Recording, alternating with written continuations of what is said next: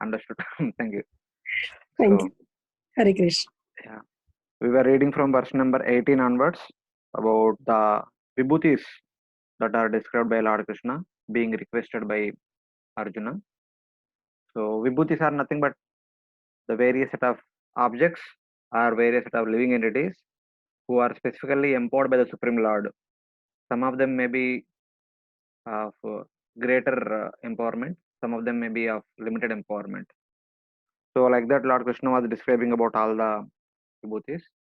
So, this is where we stopped yesterday. Sarganam adirantascha madhyam chaiva hamarjuna adhyatma vidya vidyanam vada pravadatam aham. So, things such as creation, maintenance, and annihilation, I am their beginning, their middle, and their end. I am there everywhere, all over the creation, maintenance, and annihilation. And among all the variety of knowledges that are supposed to be learnt, I am Adhyatma Vidya. That knowledge meant to understand the science of soul. That is Adhyatma Vidya. And then Vada Pravadatamaham. Among all the variety of debates, I am Vada. That debate which is performed to establish the truth instead of establishing one's own opinions or destroying others' opinion, but to establish the absolute truth. That kind of debate is me. So then today we'll continue with verse number 33 onwards.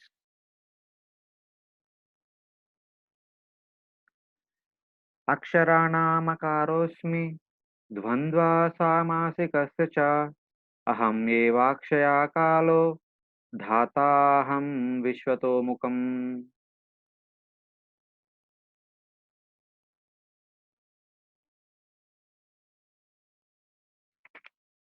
Yeah. Can someone read the translation? Of letters, I am the letter A, and among compound words, I am the dual compound. I am also inexhaustible time, and of creators, I am Brahma. So, of the letters,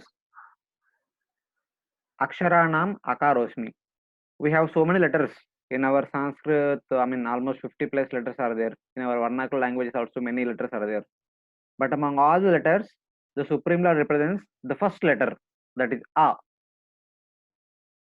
And previously, also in one of the verses, Lord told that Giram Ekam Aksharam. Among all the words, I am Om. Among the words, Lord is Om. Among the letters, Lord is A. I, the first letter. That's why it represents the Supreme Lord. And then Dvandva Samasikasya. So in our grammar, I mean, it is generally in all our vernacular languages we have grammar. In that grammar we have compound words, samas. So among various samasas, Lord Krishna represents Dvandva samas. One interesting understanding is given. Among various samasas, 4 of them are named in the purport. So the 4 are, so first one is one kind of samas, one kind of compound word is called Avyayi Bhava samas. So in a compound word, there are generally 2 words, the combination of 2 words, Ramakrishna, Purvottara, or then like that. Any word which has any big word which has 2 small words, that is called a compound samas. So one category of samas are called as Avyayi Bhava compound word, in which there are 2 words. Out of the 2 words, the first word is the prominent. When you see the meaning, the prominence is given to the first word. So one example is given here as Adhyatma. Adhyatma is one word which is mentioned many places in the entire Bhagavad Gita. So Adhyatma meaning is in the soul. If you want to mention something corresponding to something within the soul, the Paramatma is situated within the soul. Paramatma is called Adhyatma. Or you have Adhyatma Vidyanam. So in the previous verse, Lord Krishna mentioned that Adhyatma Vidya Vidyanam. So the knowledge about the soul is I. So in the soul or about the soul, here the importance is given to about the soul or in the soul, not the soul. So the first word is given, Adi is given more importance. And second category of samas is Tatpurusha samas, wherein the second word is given more important. So one example is given as Gunatita. When a Supreme Lord is called as Gunatita, he is called Nirguna or Gunatita. Gunatita refers to he is transcendental to three modes of material nature. Guna, Atita. So Atita is given more importance than Guna. So Guna means about Guna or in Guna, with Guna, but Guna Atita means superior to Gunas. So this kind of compound is called Tatpurusha. And there is third category of compound that is called Bahuvrihi. Bahuvrihi is the compound may have two letters, but the meaning is talking, the meaning of the two words is about some third person. So none of the two are important. The third person is important. The example is Mahabahu.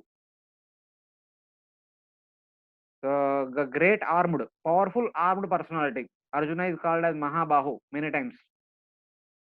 So here, neither Maha nor Bahu indicating the person, but these two are talking about a third person. These two are like adjectives of a third person. That's why it is called Mahabahu.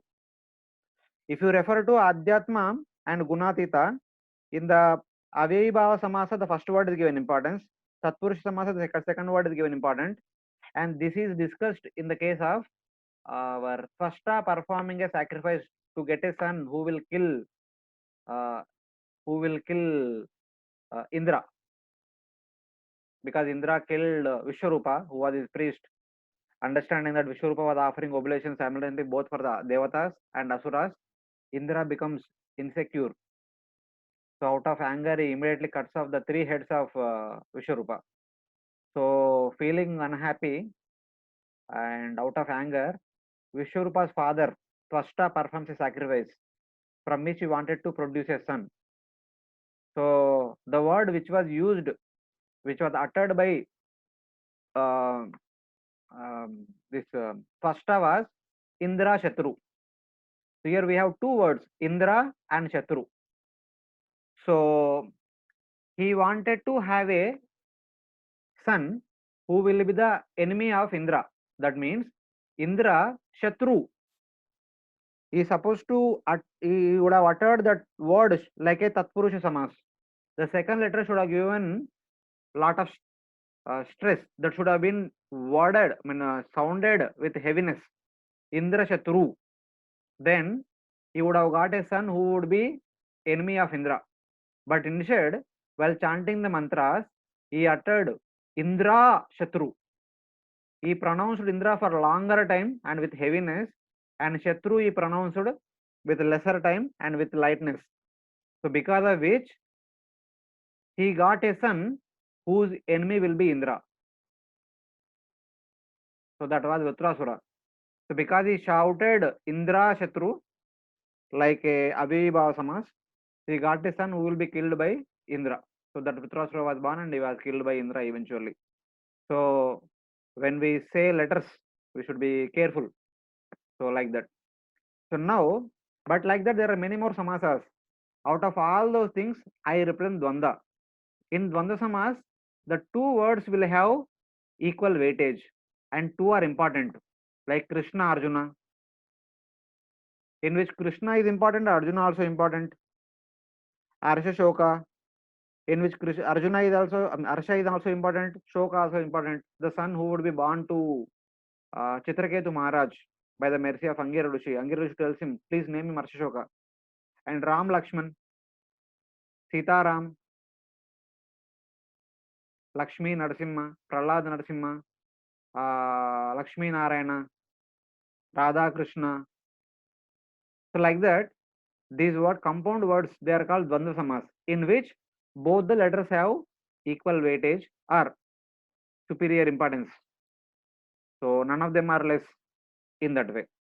So that kind of samas in which both are given importance is the Supreme Lord. In Abhyayibhava, the first one is given importance. In Tatpurusha, second one is given importance. In Bahuvrihi, none of them are important. The third person is important. But in which both are important, that represents Lord Krishna. So in that way. And then Aham evakshaya kalo. Among all destroyers, I am Lord Shiva, who is called as Kala or Kala Bhairava or Mahakala Purusha. Among various people who are the source cause of destruction, I am Lord Shiva. I am Kala. I am Mahakala Bhairava, Mahakala Purusha. Datanam Dataham Vishwatomukam. Among all the variety of creators, I am Brahma, who is called as Vishwatomukam or Chaturmukha Brahma. So like that, Lord Krishna indicates the people who are very important in certain places or certain things himself. Among the letters, I am A. Among the compound words, I am Dvandva. I am the destroyers, I am Lord Shiva, Mahakala Purusha. Among the creators, I am Brahma, who is called as Chaturmukha Brahma.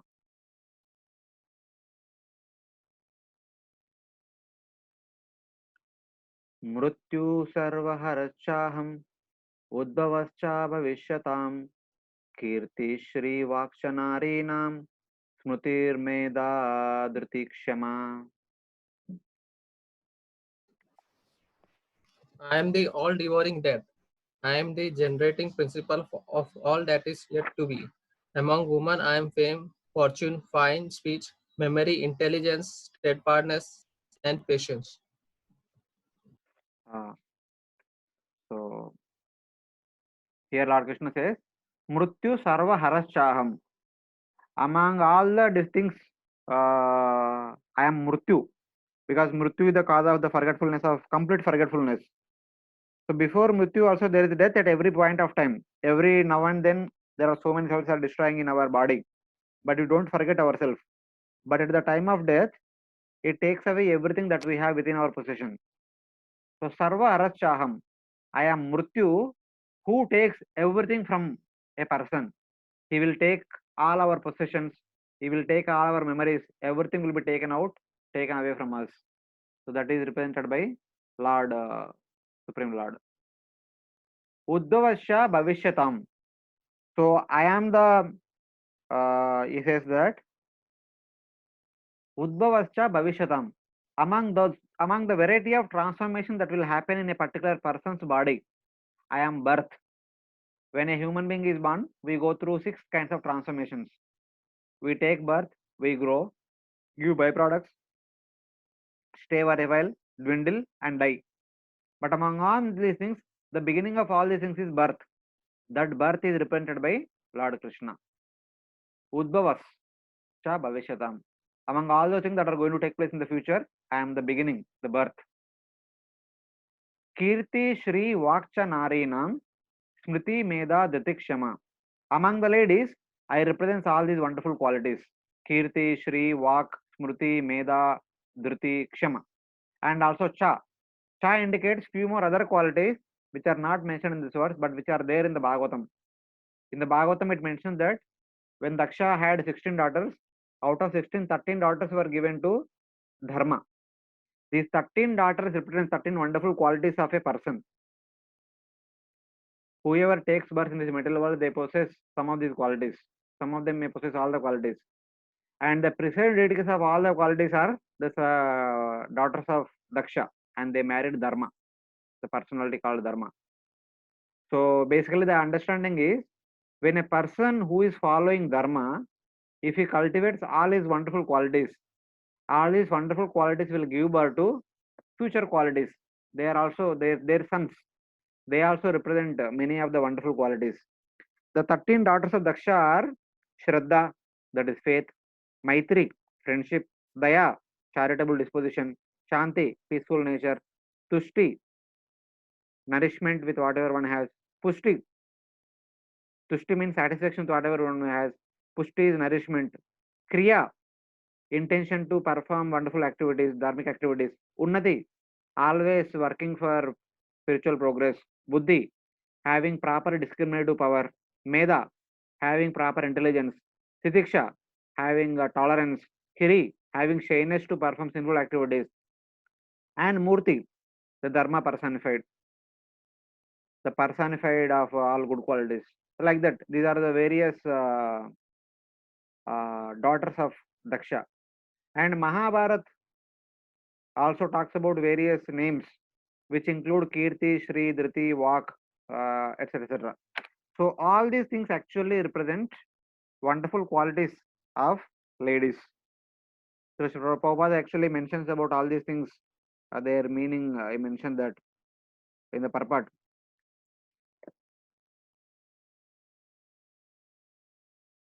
The seven opulences listed, fame, fortune, fine speech, memory, intelligence, steadfastness, and patience, are considered feminine. If a man is famous as a righteous man, that makes him glorious.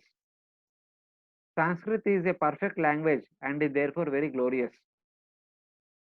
If after studying one can remember a subject matter, he is gifted with a good memory, smruti, and the ability not only to read many books on different subject matters, but to understand them and apply them when necessary is called intelligence, meda. This is also another opulence. The ability to overcome unsteadiness is called firmness or steadfastness, dhruti. And when one is fully qualified, it is humble and gentle. And when one is able to keep his balance both in sorrow and in ecstasy of joy, he has the opulence called patience, shama, or titiksha. So these are the various qualities that generally a person possesses in this material world. By possessing one of these qualities, a person becomes glorious. That glory is an opulence of Supreme Personality of Godhead. Hare Krishna, Prabhuji. Yes, Prabhu. Prabhuji, in this verse, it is means it is whatever the quality they are described for the women, these are also desirable by this men also. No. Here in the shloka, woman means Prakriti. Okay. So any person in this material world can possess all these qualities. Not only women, even men also can possess all these qualities. Achha, this means related to women only. Yeah. But Prakriti. generally they are seen more in the women. But even men also possess all these qualities. Here Nari refers to Prakriti, not just women alone. And one more the query arising by this, generally it is in the intelligence. This is also the part of, and then various places, even Mahabharata also telling the those who are less intelligent, like Brahmbandhu, Sudra, and ladies are less intelligent. And how then there is some you can correlate with this less intelligent. No one is less intelligent. Even men are also less intelligent, Baba. Then, Not only. but then what is the reason they are telling like that? Shastra. The understanding about that Bhagavatam shloka, which is mentioned in the first canto, 4th chapter, is generally men are supposed to go to Gurukul. The men who are born in the family of Brahmana, Kshatriyas, Vaishyas, after reaching the age of 5 to 8, after going through the ceremony called Upanayana, the next day they should go to Gurukul and study all the Vedas. Vedas are generally tough to study, tough to understand. The 4 Vedas, 4 Vedangas and Upavedas, Upanishads, all these things, they are very tough to understand. The men are supposed to sit and by heart all the Vedic literature and study them nicely and thoroughly understand everything. And once their studies are over, they come home, get married, and teach the Vedas or essence of the Vedas to their wife and children in home, as and when time occurs, need is there.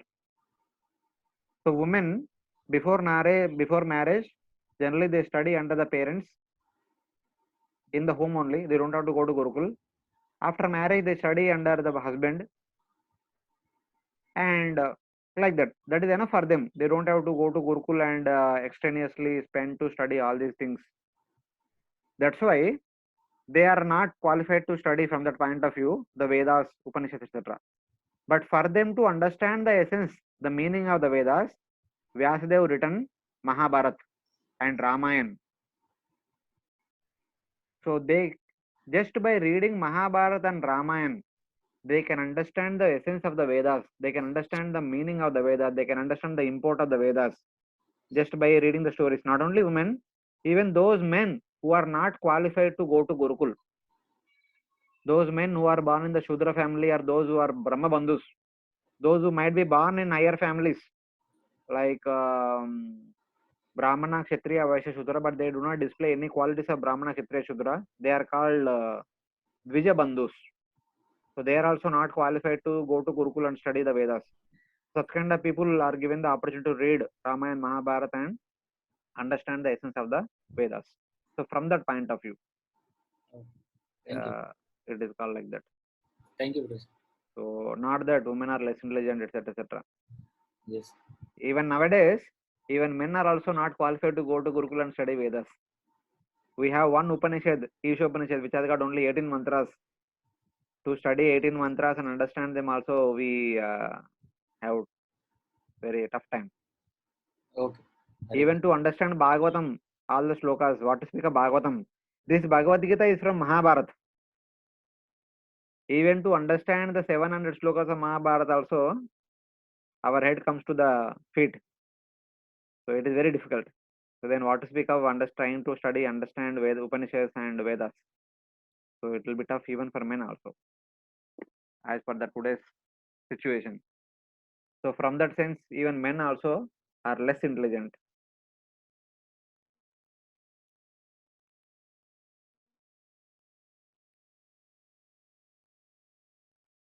Bruhassama tata samnam Gayatri chandasamaham Masanam margashirshoham Rutunam kusumakara.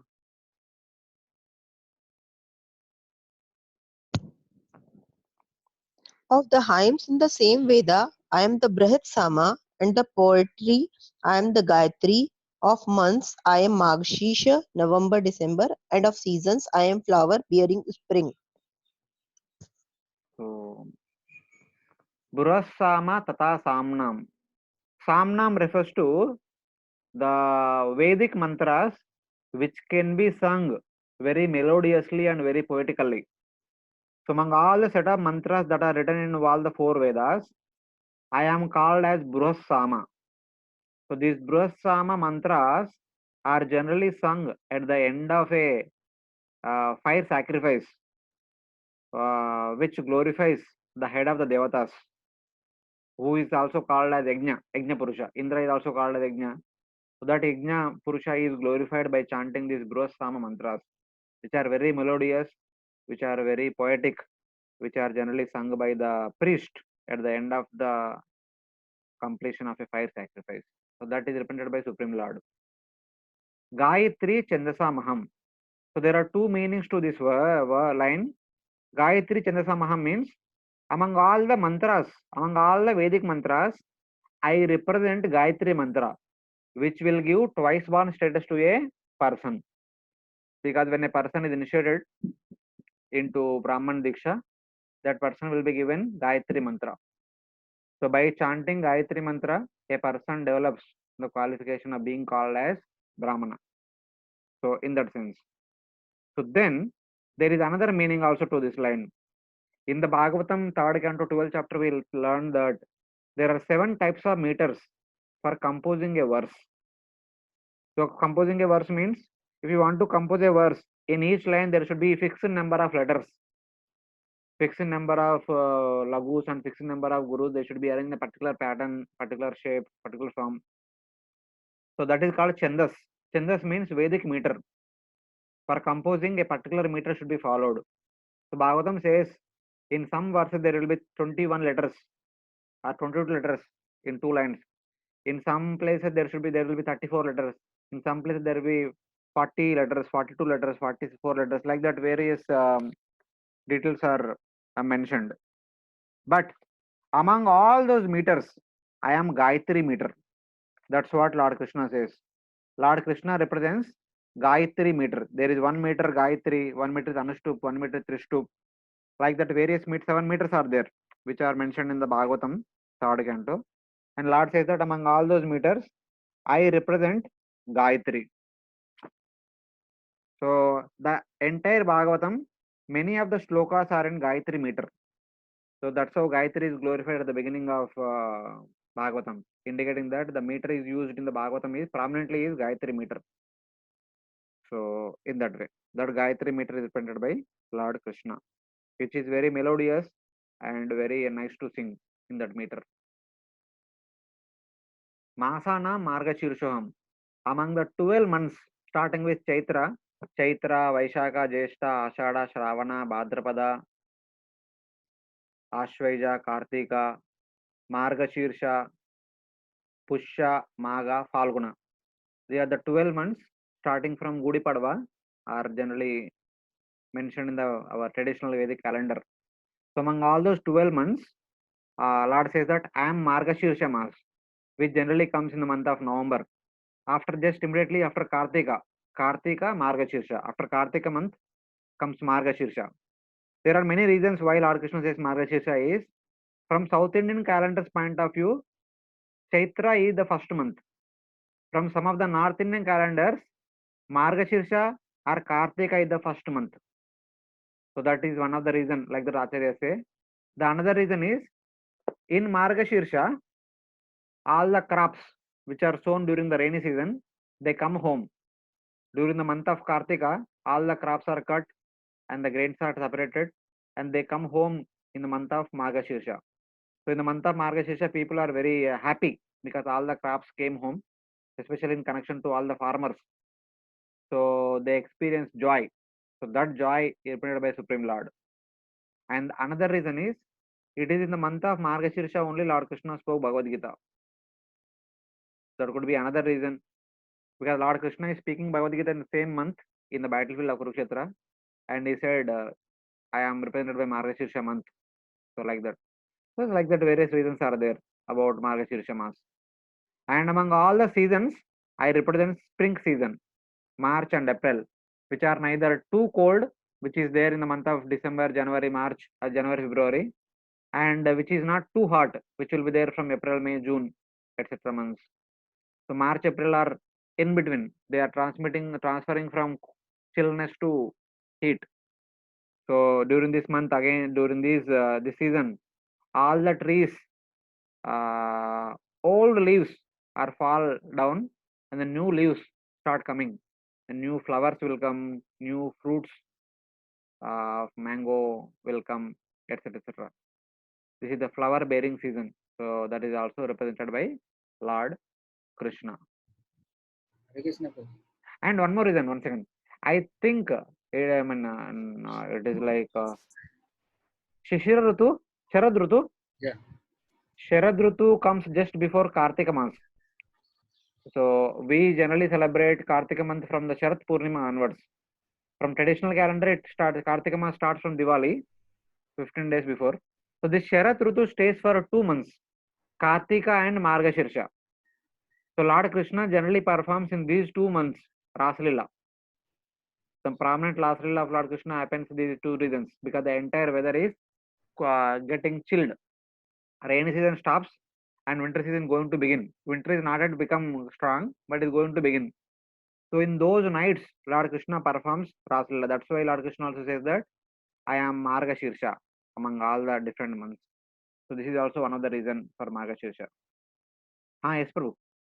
Prabhuji, regarding one question, there are two query. One is this regarding Gayatri mantra. It is why it is not chanting loudly in the Vaishnava tradition, and if you see this other tradition, like there is a big society in the India prevailing, they are chanting Gayatri very loudly. Even their ring bell also in the Gayatri mantra. So when they put the ring bell, they also see the sound. So why the Vaishnava calendar? It is means we are, in Vaishnava Siddhant there is we are not chanting Gayatri in the loudly, and other they are chanting. A second question, in various Purana also described that the Kartik Mahina is very dear to Lord Krishna.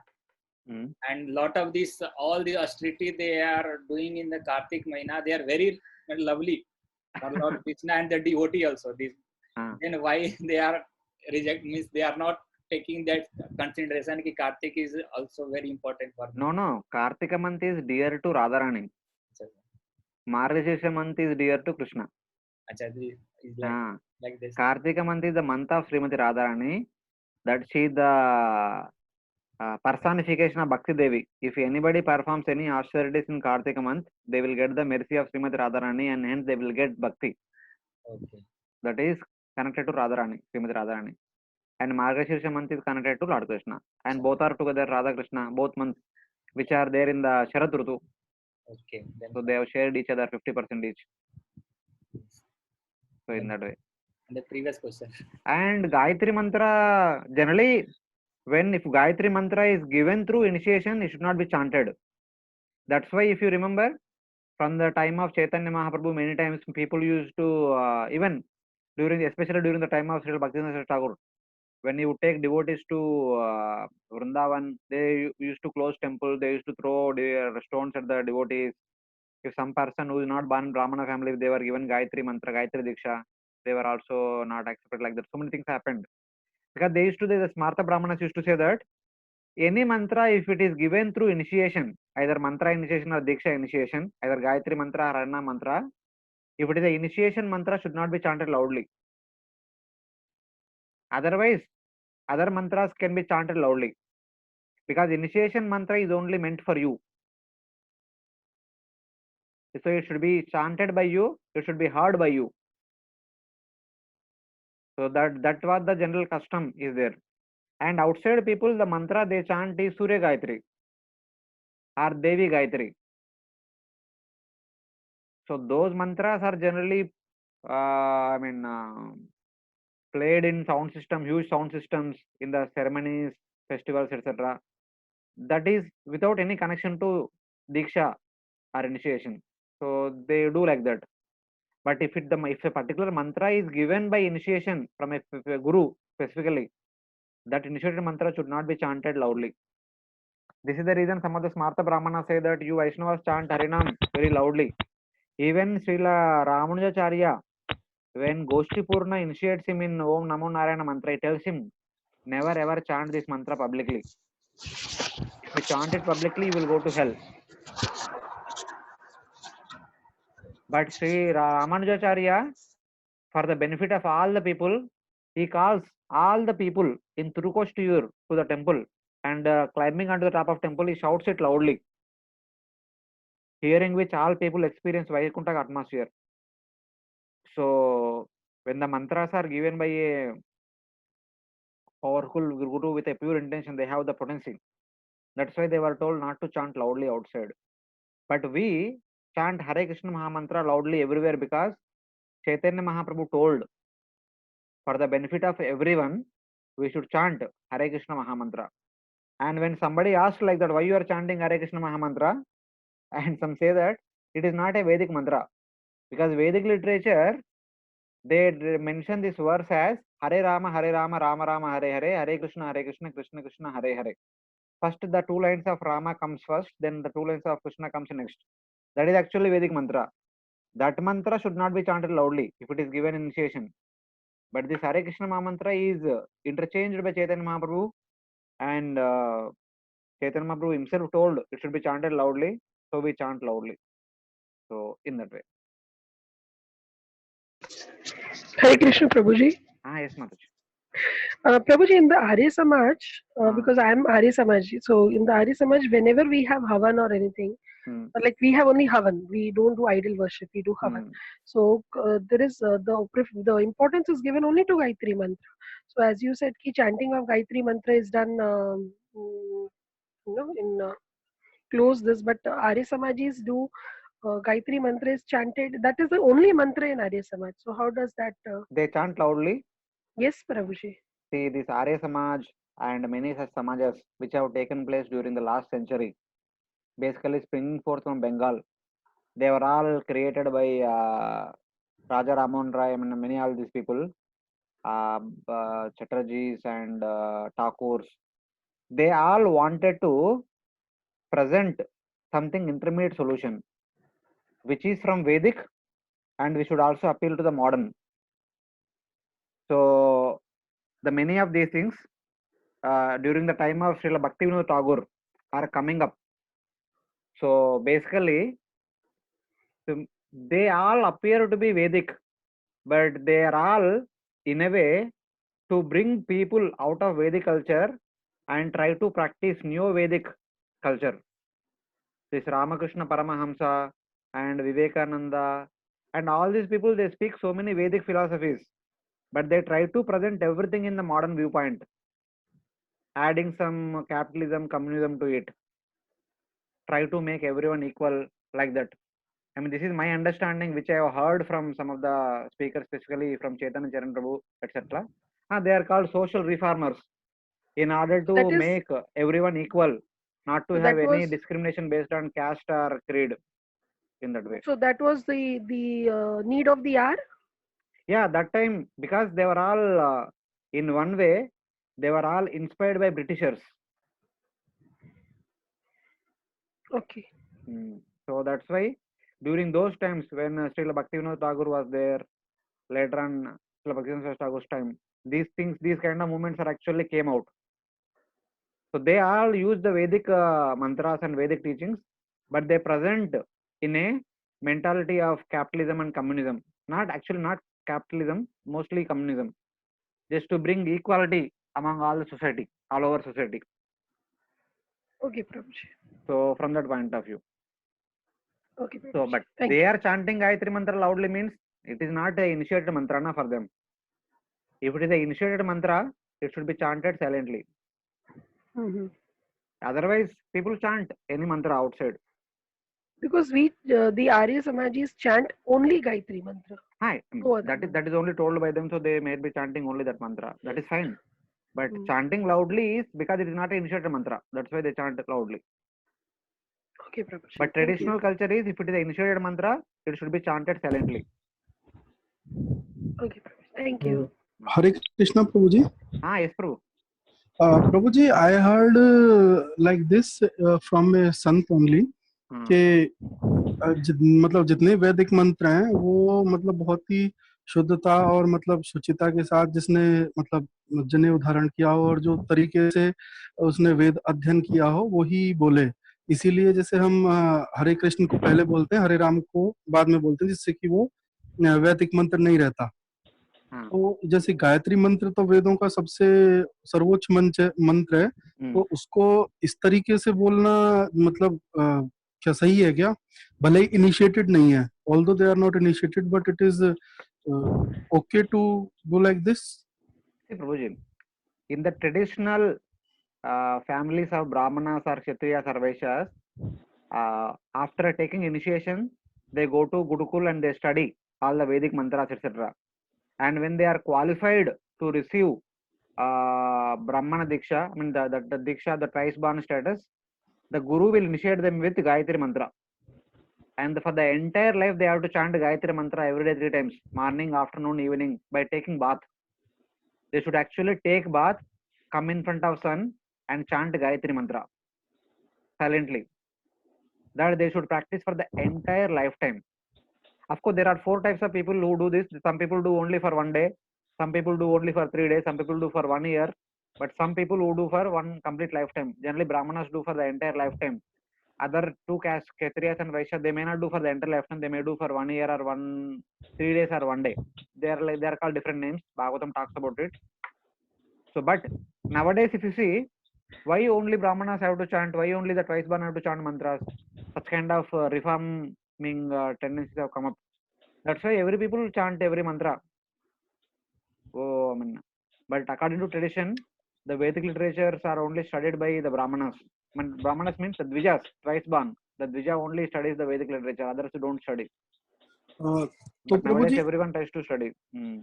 तो प्रभु जी आजकल मतलब जो ये चल रहा है कि कोई भी कुछ भी कर रहा है, ये मतलब वेद के अनुसार तो नहीं है, तो इसका मतलब 2 हो सकते हैं, या तो कलयुग में Ved is not Vedas are not applicable और they are doing completely wrong. Not like that. If you too much stress about the caste system, people get disturbed. Why only they are? Because the Brahmanas also in the previous centuries, they kind of because the Kali Yuga mentality, they exploited the lower caste, because of which so many reformations took place in the past centuries. If Brahmanas are supposed to be kind, if they are kind to everyone, then others would have been happy. They simply kind of put a lot of restrictions upon others, and others felt very bad, and kind of all these revolutions come up. So now we don't see the Vedic culture in its proper shape. Since it is Kali Yuga, all things will be achpach. Dharma is all, we don't know what is actual dharma, how things are supposed to be done, whatever it is. But whatever it is, we cannot do anything about it. So whatever we are supposed to do, we have to do. Chant Hare Krishna and go back to Godhead. But Prabhu ji एक चीज तो है, वो तो आपकी बात ठीक है, chapter 9 is the ultimate truth, लेकिन अगर ब्राह्मणों ने पहले गलती की, लेकिन इसका मतलब रिवॉल्यूशन करने के लिए आज जो हो रहा है वो भी गलती हो रहा है। मतलब कर्ण वाली सिचुएशन है कि कर्ण के साथ अगर गलत हुआ, इसका मतलब ये नहीं कि उसको गलत करने का अधिकार मिल जाता है। इसके ये कि मेरे साथ गलत हुआ इसलिए अब मैं गलत करूंगा, ये भी तो ठीक नहीं है। भाई कुछ भी ठीक नहीं प्रभु जी कलयुग में। तो इसलिए practise bhakti and go back to Godhead. ठीक है प्रभु जी। प्रभु जी, हाँ प्रभु जी। प्रभु जी, I have read somewhere कि so many Gayatris are there. It is okay? Yeah, there are so many Gayatri mantras. One is Devi Gayatri, Surya Gayatri, Brahma Gayatri, and like that various according to their particular deity there are Gayatri mantras are there. We Vaishnava generally chant Brahma Gayatri mantra. Because our parampara acharya is Brahma ji, so we chant Brahma Gayatri. Okay. Brahma Gayatri means normally जो chanted. हाँ. Okay.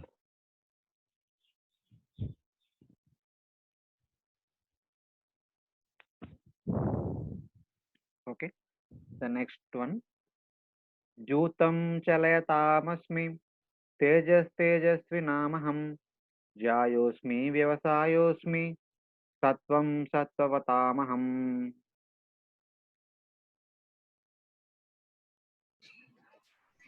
I'm also the gambling of cheats, and of the splendid I am the splendor.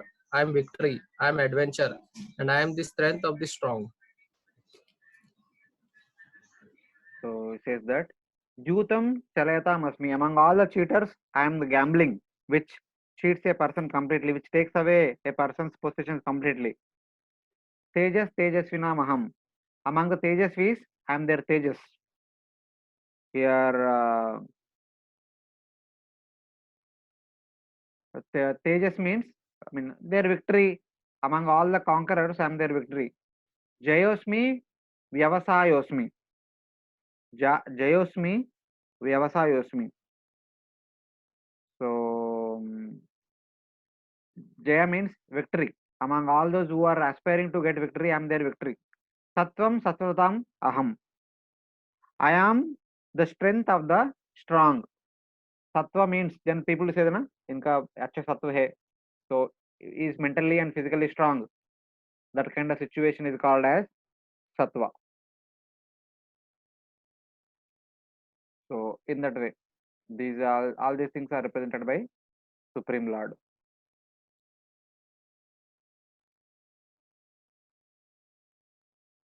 वृष्णीनां वासुदेवोऽस्मि पाण्डवानां धनञ्जय मुनीनाम् अपि अहं व्यास कवीनां उशना कवि. Of the descendants of Vrishni, I am Vasudev, and of the Pandavas, I am Arjun. Of the sages, I am Vyas, and among great thinkers, I am Usana. So here again, yesterday Prabhuji was asking the question why Krishna told I am among Vrishnis, I am Vasudeva, etc. etc. So though Prabhupada directly writes her that I am among the Vrishnis, I am Vasudeva. So one meaning of Vasudeva is it can be any son of Lord, any son of Vasudeva. Lord Krishna is also one son of Vasudeva, and Balramji is also son of Vasudeva, and many other sons are there. So one of the Acharya said that Vasudeva refers to Balramji. Krishna cannot tell directly about himself. Just like Lord Krishna talked about Karmadakshaya Vishnu, Garbhodakshaya Vishnu, Siddhakshaya Vishnu, and Parshuram, and also Lord Kapila. Like that here he is indicating Balramji, who is one of his expansion. Though he is Vishnu Tattva completely, but since he is one of the expansion, one of the Leela Avatar, so it is mentioned as among all the Vrishnis, I am Balramji. That is one meaning. The other meaning is among all those jivas, the empowered jiva who always appears as my father, that is Vasudeva. Here the long A is considered to be small a. With that, Vrishnina Vasudevosmi. Among all the Vrishnis, I am Vasudeva, who will be my father. So being empowered by my potency, he becomes my father. When I appear as Krishna, he becomes Vasudeva. When I appear as Lord Ram, he becomes Dasharath. When I appear as Lord Vamana, he becomes Kashyapa. When I appear as Prishnigarba, he becomes Sutapa. When I appear as Chaitanya Mahaprabhu, he becomes Jagannath Mishra. So in that way, it also indicates Vasudeva, the father of Lord Krishna. So some of the acharyas mentioned that Vasudeva refers to either Balramji or Vasudeva himself, Lord Krishna's father. Pandavanam Dhananjaya. Among all the Pandavas, I am Arjuna.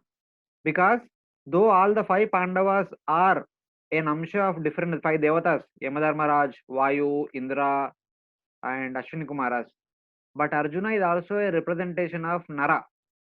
Because at the beginning of this events, Narana and Rishi were requested by the sages. Narana and Rishi Narayana entered into Lord Krishna, Nara entered into Arjuna. So Narayana both are Lord's incarnations, Lord's Leela Avataras.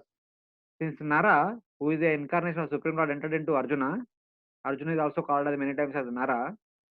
So that Arjuna represents Lord Vishnu's empowered incarnation.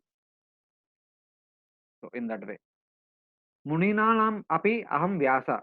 And Vyasadeva is also one of the literary incarnation of Lord Krishna. He is one of the avatars of Lord Krishna.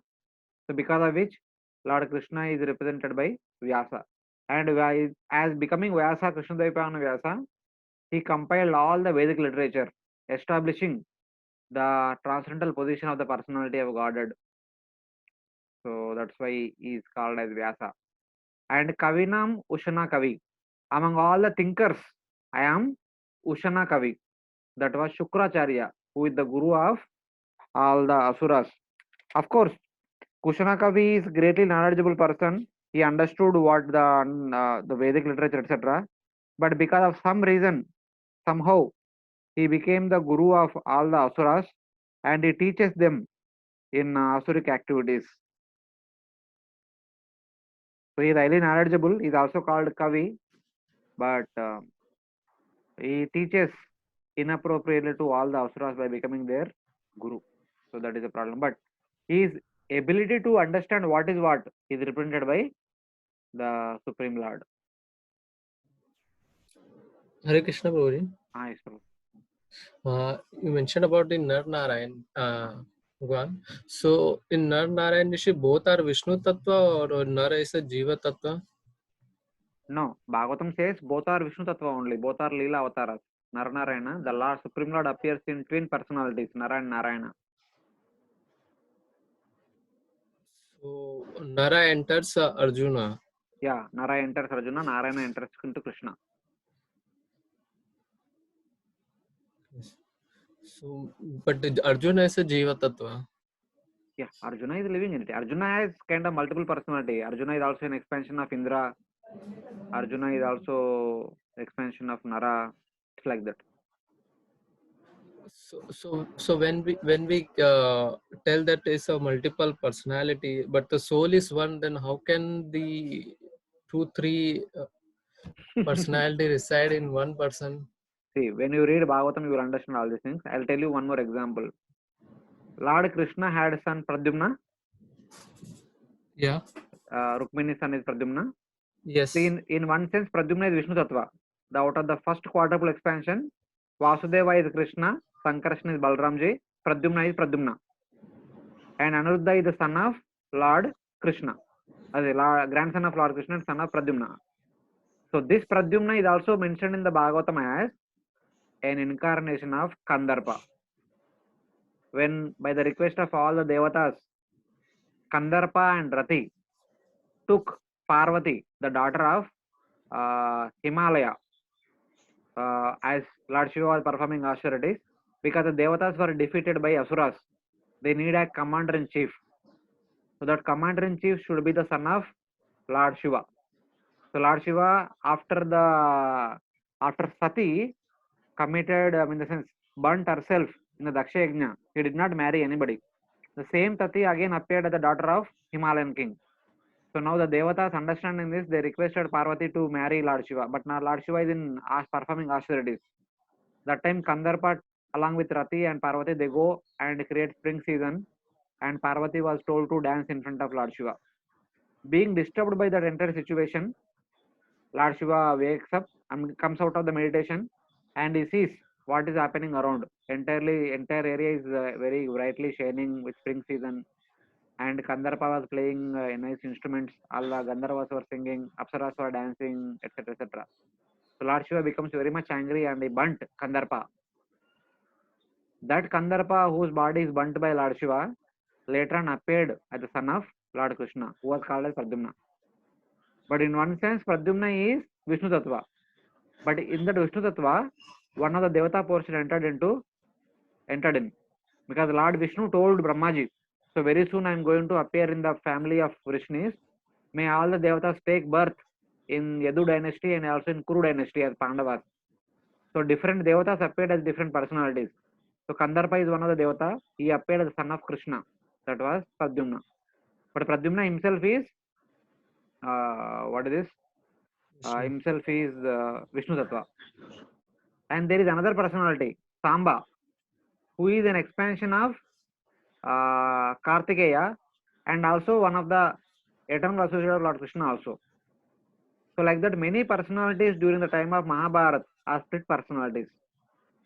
And Arjuna is expansion of Indra, that is Purandara, and also an expansion of Nara. Both are there within him. And like that, Karna is also a split personality. Karna had two souls within him. One is Sahasra Kavacha demon. His another name is Dambodhava. And another portion is that of Sun. Sun also expanded himself as Karna.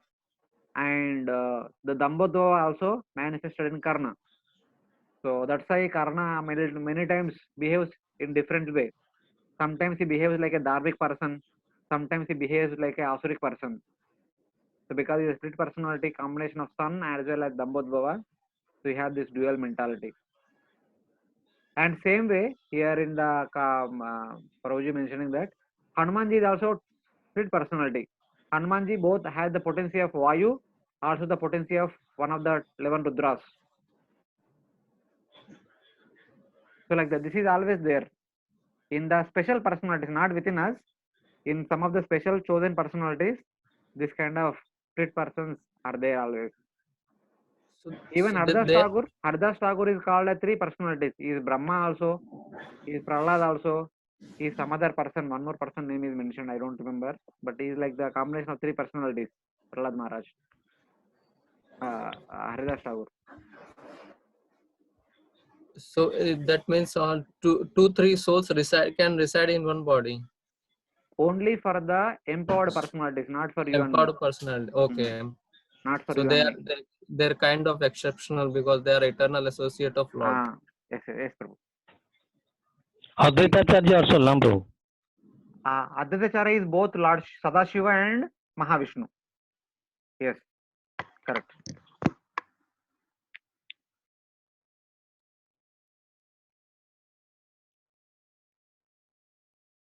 So it's about like that. Dando Damayatamasmi Nitirasmi Jigishatam Maunam Chaivasmi Guyanam Jnanam Jnanavatamaham. Among all means of suppressing lawlessness, I am punishment, and of those who seek victory, I am morality. Of secret things, I am silence, and of wise, I am the wisdom. So these are the other things. Dando Damayatam Asmi. Among all the things that give punishment, I am Danda. We have four things in which we try to regulate people. Sama, Dana, Beda, Danda. Among these four things, a person sometimes may not listen to Sama, Beda, Dana, but by default one has to listen to Danda. That Danda is repeated by Supreme Lord. Niti Rasmi Jigishatam.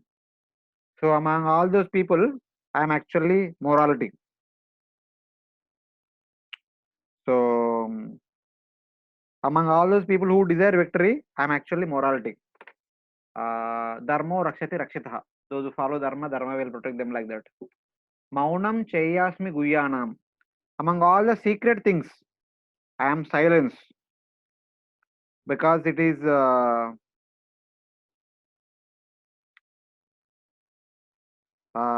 this silence refers to constant meditation upon absolute truth.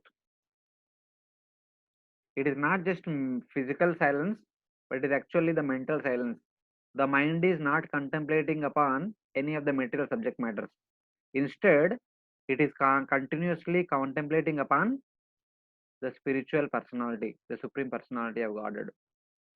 So, in general understanding, there are three kinds of things: Shravanam, Nirudhyasanam, Mananam. Like these three are mentioned. When we hear something, we analyze what it is. That is called Nirudhyasanam. And then we meditate upon it. That is called Mananam. That Mananam is here mentioned as Maunam. With that constant Mananam, or we can say Smaranam also, according to the Navavida Bhakti, be that constant Smaranam, one will eventually realize the personality of Godhead. So that is there. The next fourth step. So that's why this Maunam, which is very close to realization, is represented by the Supreme Personality of Godhead. Shravanam, Nirudhyasanam, Mananam, and realization. So I don't remember what exactly the Sanskrit name for realization. So it could be like experience of the personality of Godhead. Like we read Pratyakshaavagamam Dharmyam, Paraishanubhava. So like that kind of thing. Atma Sakshatkar. No, not that big. It is small only. It is one word. I heard sometime Gaurang Prabhu mentioned in our VTA classes long back. Shravanam, Nirudhyasanam, Mananam, and the fourth one is realization. There is one Sanskrit word for that also, realization ke liye. So I don't remember exactly what it is. But that is a sequence.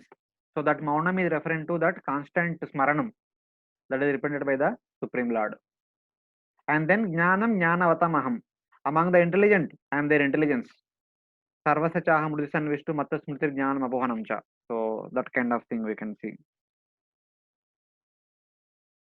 And this intelligence is not about material intelligence. This intelligence is about the discrimination between what is matter, what is spirit. That kind of intelligence. So just by becoming stage topper and first ranker in so and so entrance exam, one is not called as knowledgeable. A person in knowledge means one knows what is what. One knows what is matter, one is what is spirit. That person is called Jnanavatam.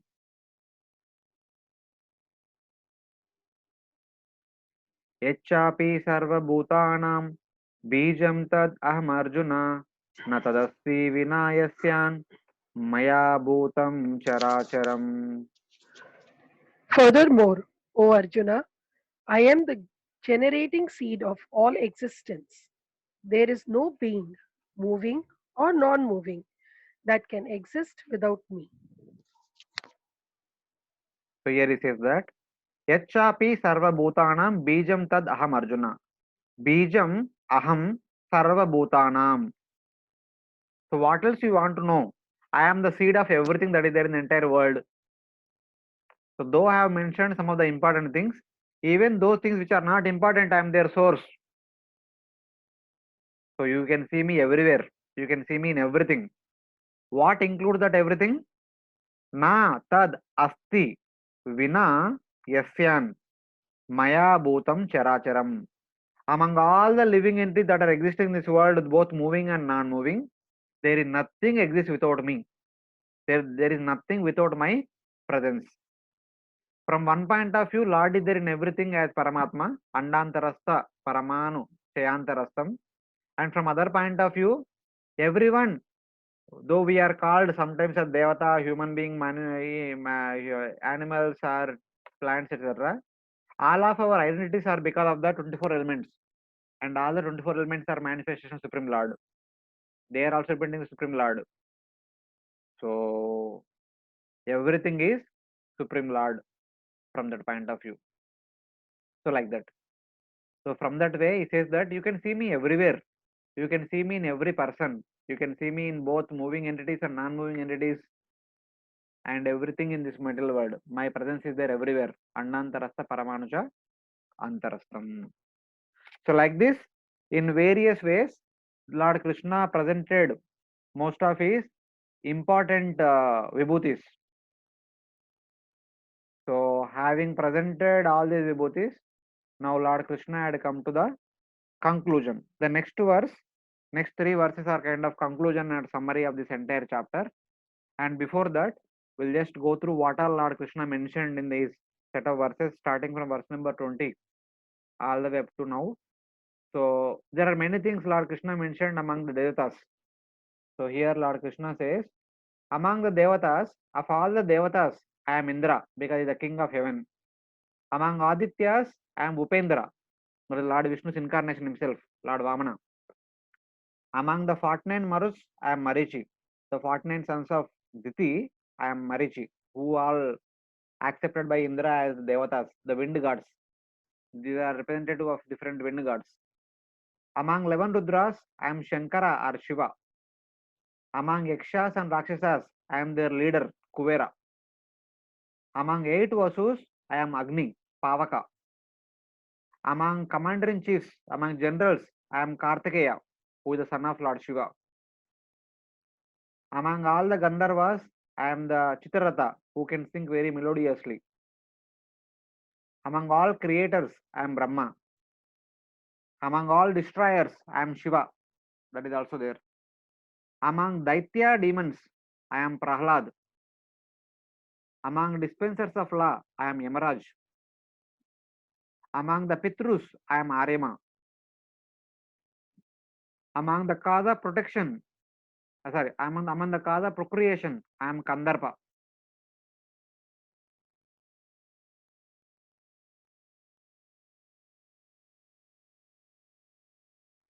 So, in regards to awarding law and crime, among the subduers, I am time. Among the wielders of weapon, I am Parashuram, not Lord Rama, but Parashuram, who punished Kartavirarjuna and also punished all the immoral kings for 21 generations. He killed the immoral kings for 21 generations, not once or twice. Among the cheats, I am gambling. Among the means of suppressing lawlessness, I am punishment. Among the different weapons, I am thunderbolt. I am all devouring death. Mrityu sarva haraschaham. Among the qualities, I am among the wise, I am wisdom. Among the secret things, I am silence. Maunam guyanam. Among those who seek victory, I am morality. Nitir jigistamaham. Among the splendids, I am splendor. Tejas tejasvinamaham. Among women, fame, fortune, fine speech, memory, intelligence, steadfastness, and patience. So these are the things which are mentioned in the previous verse. So then, I am adventure, I am victory, I am strength of the strong. And in the nature, in relation to material nature, among all those objects which emit light, I am sun. The topmost light comes from the sun. And among those things which emit light in the night time, I am moon. Among all the long peaked mountains, I am Meru. Among the immovable mountains, I am Himalayas. Among all water bodies, I am ocean. Among all the trees, I am Ashwatha Vriksha or banyan tree. The people tree or banyan tree or Ashwatha or Vata Vriksha. Among all the purifiers, I am wind. Among flowing rivers, I am Ganga. And among sages, of all sages, I am Vyasa. Among great sages, I am Bhrugu. Among sages among devatas, I am Narada. Among priests, I am Brihaspati. Among perfected beings, I am Kapila, Lord Kapila. I am among great thinkers, I am Shukracharya, Ushana. And then among human beings and kings. Among Pandavas, I am Dhananjaya. Among men, I am monarch. Among the descendants of Rishni, I am Vasudeva, either Balramji or Vasudeva. And among animals, among horses, I am Ucheshwarva, which was taken by Bali Maharaj. Among the elephants, I am Avirata, which was taken by Indra. Among cows, I am Surabhi. And all these three appeared from Samudra Manthan. Among serpents, I am Vasuki, which has only one hood. Among the many hooded Nagas, I am Ananta, who is holding the entire Bhumandala. Among aquatics, among the residents of water, I am Varuna. Among fishes, I am Makara or shark. Among the forest animals, I am lion. Among the powerful birds, I am Garuda. Among the creations, I am the beginning, middle, and end, as Brahma, Vishnu, and Shiva.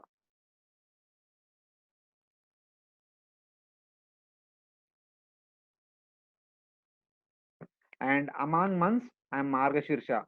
Among seasons, I am spring. I am inexhaustible time, and no beings moving or non-moving can exist without me. I am the source of everyone. Bijam Mam Sarva Bhutanam. In that way. And among philosophical truths, I am super soul residing in all living entities in their heart. Among living beings, I am their living force, consciousness. Among senses, I am mind. I am the beginning, middle, and end of all beings. I am the generating seed of all existence. I am the generating principle of all that is yet to be. Among poetry, I am Gayatri. Among letters, I am A. Among words, I am Om. So, philosophical truths. Among compound words, I am dual compound. Among sciences, I am spiritual science of self. Adhyatma Vidya Vidyanam. I am the super soul in all living entities' heart. Among logicians, I am the conclusive truth. Vada Pravadata Maham. Among the debaters, I am Vada.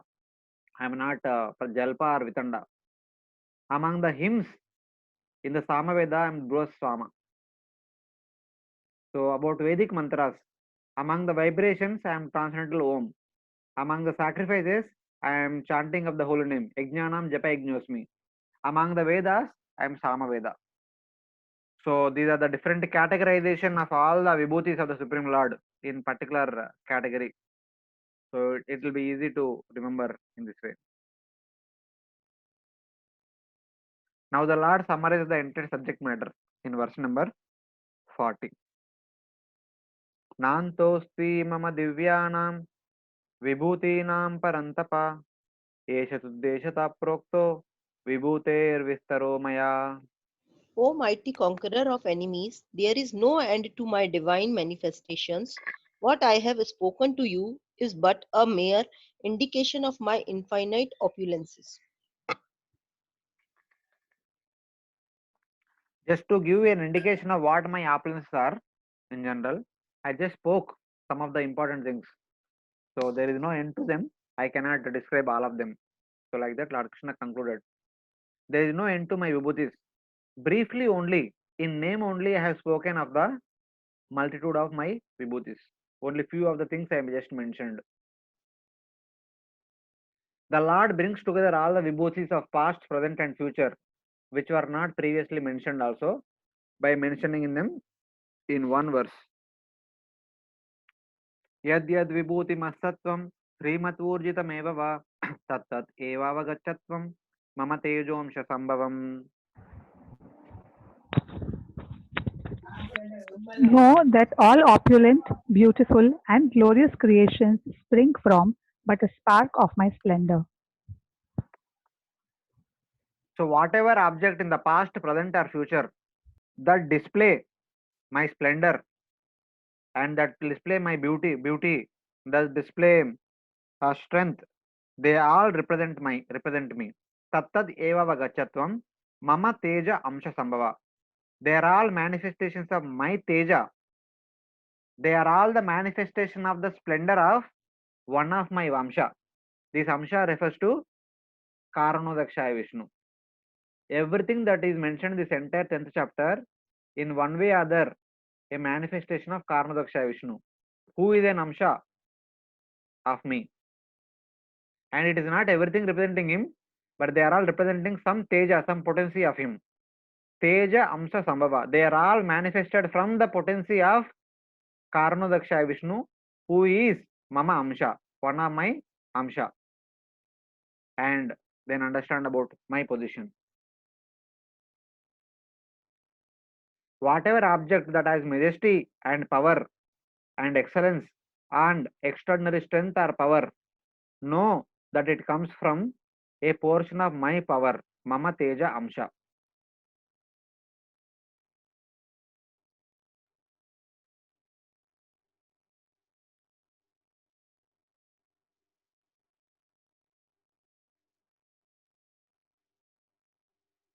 So indirectly by mentioning this verse, he says that everything that you see in this material world, which is majesty, which has majesty and power, which has got some excellence, wonderful quality, and which has got extraordinary strength or power, they all represent or they all manifested from the potency of one of my Amsha. That Amsha is Karanodakshaya Vishnu. So everything is a manifestation of the power of one of my Amsha, that is Karanodakshaya Vishnu alone. So by seeing anything wonderful in this world, we should understand that this is a manifestation of Karanodakshaya Vishnu, who is an Amsha of Lord Krishna. Like that. Having explained the Vibhutis individually, he now speaks of them as a whole. Know the results that come forth, that come from these many separate bits of knowledge. Atava bahunaitena kim jnatena tavarjuna vishtabhyaham idam krishnam ekamshena sito jagat. But what need is there, Arjuna, for all this detailed knowledge? What is a single fragment of myself I pervade and support this entire universe? So then now he says that what is the need of knowing different vibhutis independently, individually? Just understand that Mama Amsha, another Amsha of mine as Garbhodakshaya Vishnu, who is present as Paramatma of the entire universe, maintains the entire universe, maintains all the activities of the entire universe by performing various wonderful activities. Just by knowing that one personality, you know everything. Who is an expansion of Karanodakshaya Vishnu, who with the power of power, the manifestation of the power of Karanodakshaya Vishnu, takes care of the entire operations of the entire universe, which has all the variety of vibhutis which I mentioned in the previous verses. Vishtabhyaham idam krishnam ekam shena sito jagat. By being situated within the universe in my one Amsha, that is Garbhodakshaya Vishnu, I take care of the entire universe by manifesting so many wonderful things. Vishtabhyaham idam krishnam. The entire universe is operating and performing all its activities in a wonderful manner by one of my Amsha, that is Garbhodakshaya Vishnu. Like that, in the previous verse he mentioned about Karanodakshaya Vishnu. In this verse he is mentioning about Garbhodakshaya Vishnu, who also manifests as universal form throughout the universe. So just by knowing this Garbhodakshaya Vishnu and Karadakshaya Vishnu, you know that how I pervade the entire universe and perform all the activities in the entire universe.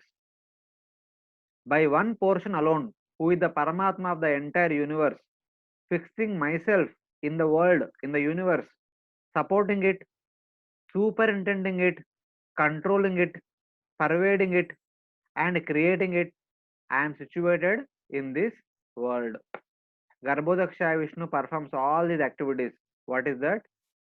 He is situated within the universe, he supports it, he is superintending it, he superintends it, he maintains it, he controls it, he is pervading all over the universe, Annantarastha Paramanu Chantarastham, and he creates it, From him only comes the universal form. From him only comes the lotus from which the 14 planet systems are created. And hence, in his one portion as Garbhodaksha Vishnu, he is situated within the universe. This is about his potency. Oh Arjuna, what is the need to know one by one all these opulences? I remain firmly situated, fixed within the universe, headed by Lord Shiva and Lord Brahma, which is composed of matter and jivas, as I created by my power of creation, contain it by my power of containment, pervade it by my power of all pervasion, maintain it by my power of maintenance, by just one of my parts. The three Purushas as Antaryami of Prakriti, the Antaryami of Samishra Jiva, and the Antaryami of Vyashta Jiva. Here three Purushas are mentioned. Antaryami of Prakriti is Karmadaksha Vishnu, Antaryami of Samishra Jiva is Garbhodaksha Vishnu, and Antaryami of Vyashta Jiva, individual Jivas, is Kshirodaksha Vishnu. By these three Purusha incarnations, I perform all the above things. I create, maintain, and annihilate, and I oversee all the activities of all the living entities. So this is the summary of Lord's Vibhutis. And Lord Krishna started his Vibhutis by mentioning himself in three Purushas, and he concludes this chapter by mentioning himself as three Purushas. Creation, containment, pervasion, and maintenance are all my Vibhutis. Since I pervade everything, all the wonderful or powerful objects should be understood as my Vibhutis. So this is the conclusion of this chapter.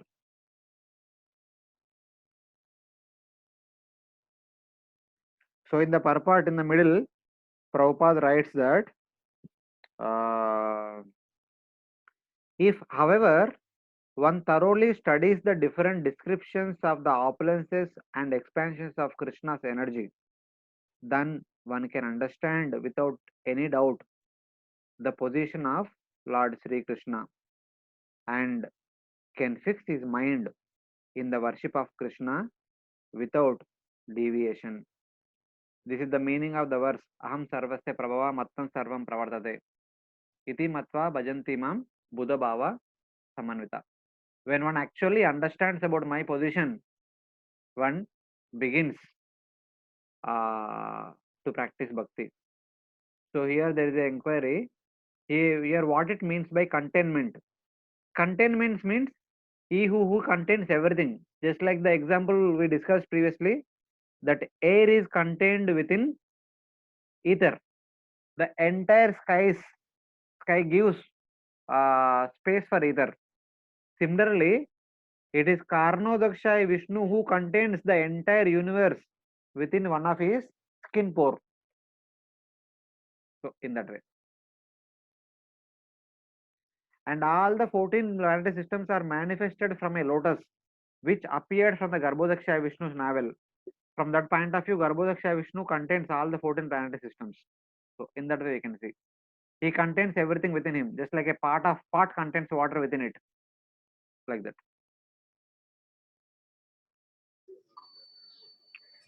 Hare Krishna Prabhuji. Yes, Mataji. This means that wherever there is imperfection or lack of strength and power, it is actually we who are contaminating it with our own imperfections. Yes. We are not letting the Lord, we are not surrendering to the Lord completely. Yes, yes. If we let him take over everything, then there would be perfection everywhere. That is basically we are hiding his opulences that are supposed to be manifested through us. Yes. Yeah, in that. Prabhuji. Yes, Prabhu. Prabhuji, in this chapter, in one of the purports, it is given the origin of Shiva. One of in Mahapuran, it is said that it is from the head of Vishnu, and from other source, it says that it is from Brahma. So please tell about the origin of the Rudras and Shiva. See, at the beginning of the creation, Lord Brahma Brahma's Brukuti. From this Brukuti area, Lord Shiva, 11 Rudras appeared. And the 11 Rudras were told to beget children. They were begetting children. They were all destroying what was created by Brahma. And Brahma told Lord Shiva, please don't create anymore. You perform austerity. That will be good for you, good for the entire universe. But at the time of annihilation, when entire day of Brahma ends, that time Lord Sankarshana, who was there below the Bhumandala, who was holding the entire Bhumandala, he becomes angry. He creates 11 Rudras from his Brukuti. And those 11 Rudras, by creating intense fire, they destroy the 3 planetary systems, Bhuloka, Bhurloka and Swargaloka by the fire. And sometimes it is said that from the fire emitting from Sankarshana, the 3 planetary systems are destroyed. At other places it is mentioned that from the Brukuti, the 11 Rudras are emitted, and the 11 Rudras create intense fire, from which the 3 planetary systems are destroyed. So in that way, the 11 Rudras were born at the beginning of the creation from the head of Brahma, and at the end of the Brahma's day, they are again created from the Brukuti of Lord Sankarshana. Both are true. Okay, thank you. Hare Krishna, Prabhuji. Yes, Prabhu. Prabhuji, in this 25th sloka, there is Jagyanam Jagyo of Asmi.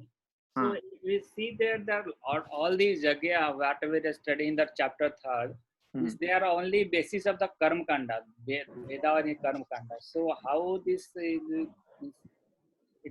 No. Yajna is there. There are so many yajnas. Yajnas are performed by, it is not just Karma Kanda. It is part of Karma Yoga. Okay. They are actually meant for the householders. Householders are supposed to perform these yajnas. Some of the yajnas contain animal sacrifice. Some of the yajnas does not contain sacrifice. So the householders also can be devotees. The devotees can practice Bhakti Mishra, Karma Mishra Bhakti, which we discussed. Do you remember? Yeah. Yat karoshi, yadashnashi, yadjoshi, tadashyat. Yes. So, as part of the activities of Karma Yoga, so yajna has to be performed. Among those yajnas, there are 2 categories of yajnas. Some of them include animal sacrifice, some of them don't include animal sacrifice. Among those yajnas where there is no animal sacrifice, I am Japa Yajna. Just chanting of mantras for continuously for longer time is also one of the yajna. Okay. So that is represented by Supreme Lord. And one more question, Prabhuji. Yes, sir. Regarding this Japa Yagya, and there is we are chanting for, and then there is we have seen this. There are 4 types of people who are come to the Krishna, and regarding that, what they are chanting for. They are generally they are coming for this some arthavartharsi, means they want some money, some power, and then they are chanting for the name, Krishna's name, mostly. So it is also saying that when you are chanting for this, just like in the 8th offense, which is called means understanding that it is whatever this auspicious ritualistic activity by which you are getting some benefit. So it also comes under the this offense also. So how to differentiate that this type of chanting or See, Prabhuji, one second. These offenses we have to see them at the level of Ananya Bhakti. Ananya Bhakti, where there is no mixture of karma or jnana. There, if we are performing bhakti for with some material motives, then it becomes an offensive. But bhakti practiced by people with karma mishra mentality or jnana mishra mentality, so instead of going here and there, they are approaching Lord Vishnu for the fulfillment of their desires. And Lord says that Udara Sarva Evaite. Lord is calling them as magnanimous. See, however, Gaudiya Vaishnava Sampradaya gives more prominence to Kirtan. Okay? But many of the devotees in other Sampradayas, they may not do Kirtan continuously. They may be interested in Shravan, they may be interested in Archana. So they may be focused on other elements of Navida Bhakti. We are giving more focus to Kirtanam. So we don't have to discount other practices. So other people worship the deities, and they express their desires, fulfillment of their desires. That is okay. Lord says okay. Eventually, Lord will purify their hearts and then make them pure devotees. So it is not comes under 8th offense. No. Because they are Karma Mishra Bhaktas. Okay, for them. This 8th offense is for the Gaudiya Vaishnavas, whose specific form of bhakti, performance of bhakti is Harinam Sankirtan. So for all other category of devotees, Harinama Sankirtan is one of the nine limbs of bhakti. For them, they mostly may be performing deity worship, even with or without desires. But for Ananya Bhaktas, performing any type of bhakti with material desires is not recommended. So in that way, we have to see. Okay, Actually, Prabhuji, I actually require this all are 10th offenses with our in this. If you can connect, then you can also some better understanding of how this bhakti. Yeah, that is for Ananya Bhaktas. For Ananya Bhaktas, they should be free from any of material motives. But other Bhaktas who are at lower level, Karma Mishra, Jnana Mishra, they can have all these desires. So they need some time to come to Ananya Bhakta platform. Okay.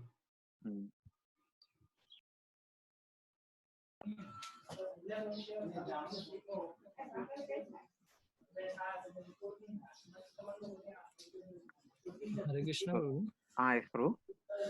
In this slide, you mentioned that creation, containment, and pervasion and maintenance are all my vibhutis. But Kardadaksha Vishnu and Garbhodaksha Vishnu are also vibhutis of Krishna?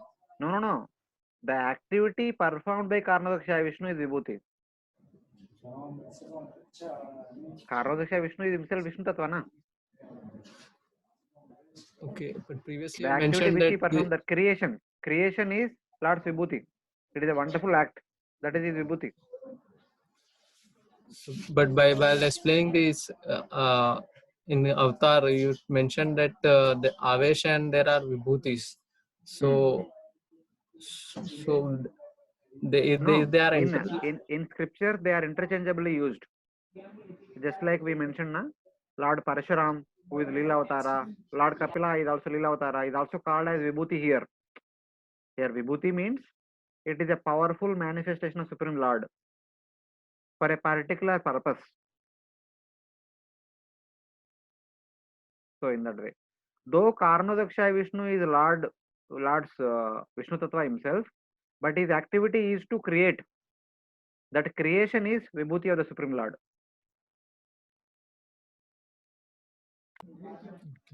So in that way, you have to see. And what are this Samashti Jeev and Vyashti Jeev? No, Samashti is the entire universe. Entire universe consisting of all the living entities. That is called Samashti, the entire universal form. And Vyashti is our individual form. Our individual form, which is called as human being.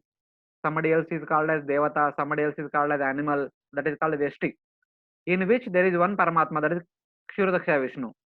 For the entire universe, for the entire universal form, the Paramatma is Garbhodaksha Vishnu.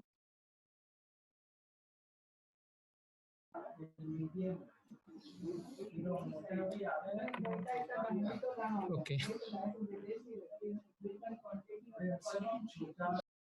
So finally, it says the Lord, this chapter summary says, everything in this universe is Lord Krishna. Everything in this universe is Lord Krishna alone, and he is thus worthy of service. Aham sarvasya prabho mattam sarvam pravartate. So one who understands by reading through these vibhutis, so everything is manifestation of Lord Krishna. The entire universe is Krishna, so he should be worshipped. Not Brahma, nor Shiva, who are simply his vibhutis, nor Indra, nor anybody else. By intelligence given by that realization, one should taste his sweetness. This has been explained in chapter 10. In the 10th chapter, Lord Krishna is worshipped as the person whose one portion upholds the universe, and by a fraction of whose power the sun and other personalities have their profound power. So the entire chapter indicates that it is Lord Krishna who is the source of everything that is wonderful in the entire universe. So he should be worshipped, not the individual vibhutis. So from this point of view, we can also deal the concept of devata worship. So people say that why don't we worship devatas? The devatas are different vibhutis of Lord Krishna. So why you want to worship the vibhutis alone? Why don't you worship the source of vibhutis? That is Lord Krishna. That is perfection of one's worship. So in that way, this chapter indicates about Lord Krishna's uh, powerful manifestation in the form of his various vibhutis.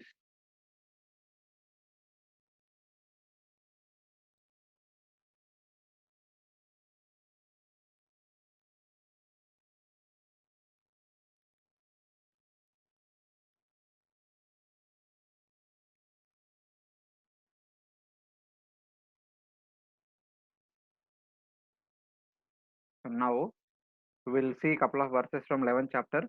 We'll just kind of introduce, then we'll continue in the next week the main topic of the 11th chapter. So in the 11th chapter, on seeing the universal form, Arjuna, becoming frightened, begins to praise that form in reverence. By showing his original form, the Lord then gives bliss to Arjuna. This is like overall essence of the 11th chapter. In the 11th chapter, Arjuna, seeing the universal form, praises in reverence. When the Lord Krishna shows himself again, Arjuna becomes pleased. So this is the entire chapter, breakup of the entire chapter, entire 11th chapter. In verses 1 to 8, Arjuna requests Lord Krishna to show the universal form, and Lord Krishna describes the universal form which he is going to show to Arjuna. And 9 to 31, Sanjaya's description of Arjuna's vision of the universal form. 32 to 34, Lord Krishna says, "It is time I am, become my instrument." And 35 to 46, Arjuna offers his prayers and begs forgiveness from the universal form. And 47 to 55, only pure devotees see Lord Krishna's two-armed form. Others are not qualified to see. Actually, even the universal form also can be seen by only specially selected personalities by Lord Krishna. Everyone and anyone cannot see it. This is the broad breakup of the entire chapter. The acronym given to this chapter is Rupa, because this is about universal form, the Virat Rupa of the Supreme Personality of Godhead. That's why it is called Rupa. R stands for request by Arjuna to show the universal form, verses 1 to 4. U stands for the description of the universal form, from verses 5 to 14. And P stands for prayers offered by Arjuna unto universal form, 15 to 45. Basically describes about the universal form by Arjuna and also the prayers offered by Arjuna to universal form. And A stands for four-armed form and two-armed form shown to Arjuna, that have been shown to Arjuna from 46 to 55.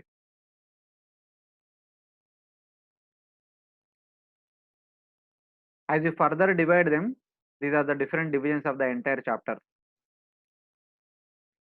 So 1 to 4, Arjuna requests Lord Krishna to show his all-pervasive form, Vishtabhyaham midam Krishna ekamshena sthito jagat, which Lord Krishna mentioned at the end of the previous chapter. Arjuna says that, so that one personality, that one man, that manifestation of one portion which you entered into this universe, I want to see that. So can you show that? How Garbhodaksha Vishnu manifests the entire universal form that Arjuna requests Lord Krishna to display. And 5 to 8, Lord Krishna speaks about the universal form. 9 to 14, Sanjaya speaks about the universal form that has been revealed to Arjuna. And 15 to 20, Arjuna himself speaks about the universal form which he is seeing. 20 to 30, Arjuna speaks about the Kala Rupa. First, Lord Krishna shows the universal form, the pleasing universal form consisting of all the devatas. Then Lord Krishna shows the Kala Rupa, which will display what is going to happen in the future at the end of the war. That is described by Arjuna from 20 to 30. Then 31 to 34, actually first two verses Arjuna asks, who are you? Why are you showing this ghastly form? Then Lord Krishna says, it is time I am, who is the destroyer of all the worlds. Then 35 to 45, out of being frightened, Arjuna offers prayers to that universal form and begs forgiveness to Lord Krishna. 45-46, Arjuna requests Lord Krishna to show his human-like form. The 400 form which appeared in the prison cell of Kamsa, and 200 form which grew up in Vrindavan. Then 47 to 50, Lord praises the universal form, the great fortune of seeing that universal form, and then he shows the 400 form. Then Arjuna expresses satisfaction of seeing the Lord's 400 form and 200 form. Then 52 to 55, Lord glorified the rarity of seeing his pleasing form of 400 and 200 form. So this is the complete summary of entire chapter.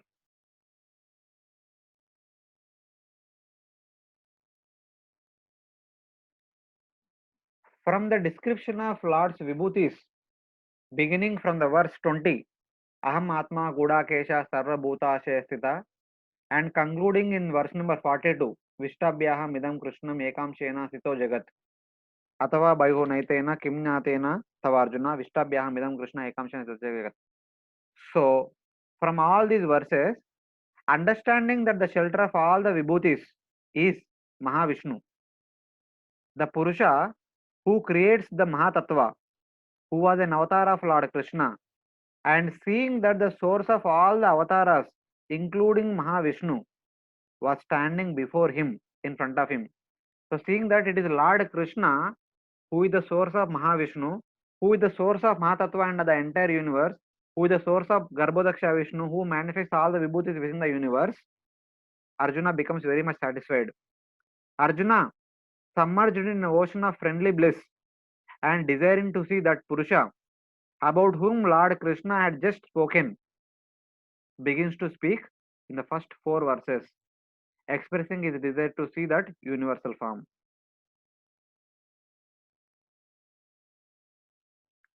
Hearing about one Amsha of his dear friend, Lord Krishna, the Adi Purusha, who is the shelter of all the vibhutis, Arjuna became submerged in the highest bliss, and desiring to see that form, he praises what Lord Krishna had just spoken in the last chapter.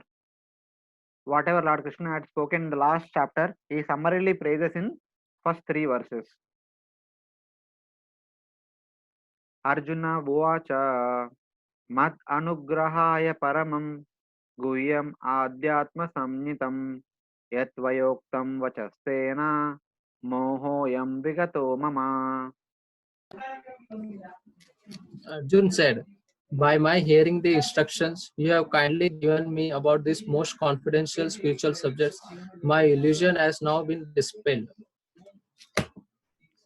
So in the purport, in the first 4 lines, Prabhupada writes, this chapter, this 11th chapter reveals Lord Krishna as the cause of all causes. He is even the cause of the Mahavishnu, from whom the material universe emanates.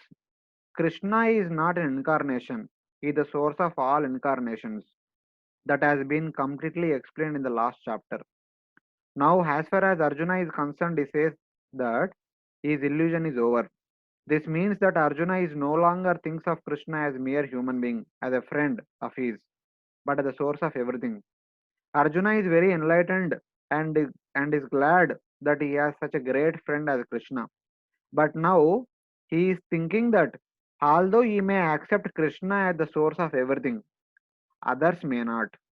So, in order to establish Krishna's divinity for all, he is requesting Krishna in this chapter to show his universal form.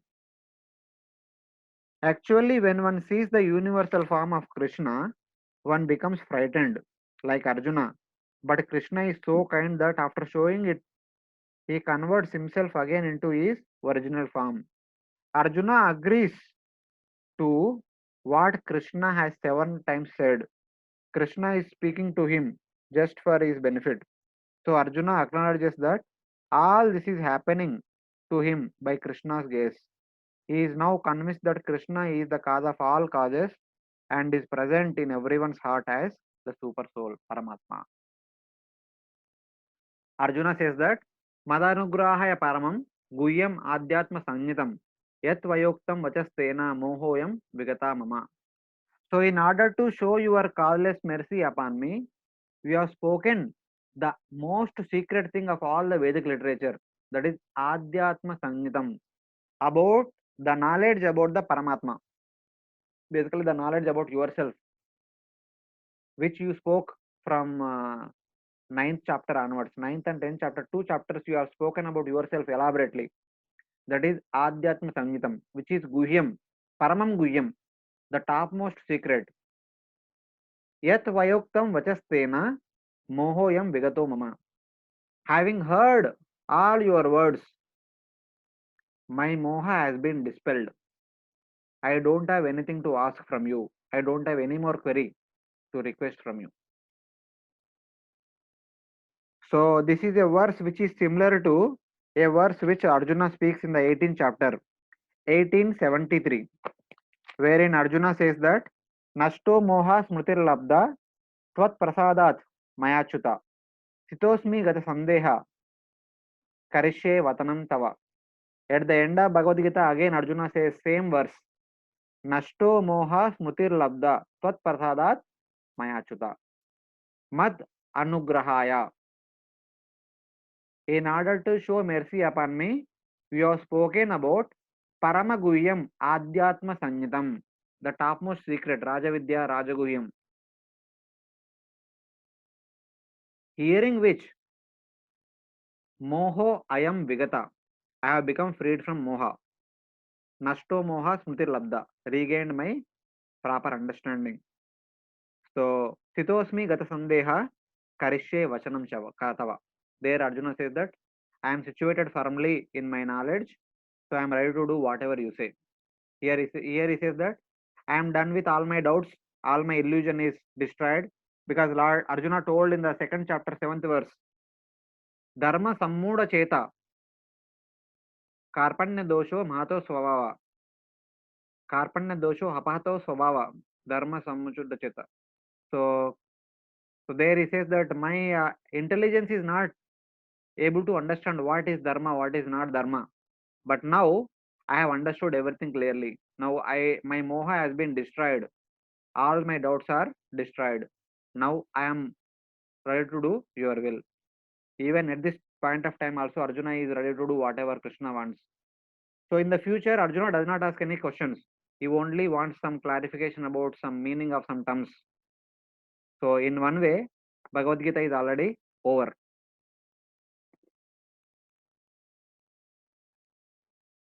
So the words spoken by you, revealing vibhutis present in yourself, have removed my ignorance concerning your powers.